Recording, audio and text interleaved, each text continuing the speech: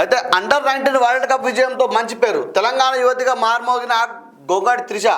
Under-19 జట్టు member ధృతికి 10 లక్షలు. భవిష్యత్తులో మరింతగా రాణించాలన్న సీఎం రేవంత్. జూబ్లీహిల్స్ నివాసంలో ముఖ్యమంత్రి రేవంత్ రెడ్డి మహిళా క్రికెటర్ గొంగడి త్రిష మర్యాదపూర్వకంగా కలిశారు. అండర్-19 ప్రపంచ కప్లో అద్భుతంగా రాణించిన త్రిషను ముఖ్యమంత్రి రేవంత్ రెడ్డి అభినందించారు. భవిష్యత్తులో దేశం తరపున మరింతగా రాణించాలని ఆకాంక్షించారు. క్రికెటర్ త్రిషకు ₹1 నజరానా ప్రకటించారు. అంతేకాకుండా under nineteen world cup team member తెలంగాణకు చెందిన ధృతి కేసరికి ₹10 లక్షల నజరానా ప్రకటించారు.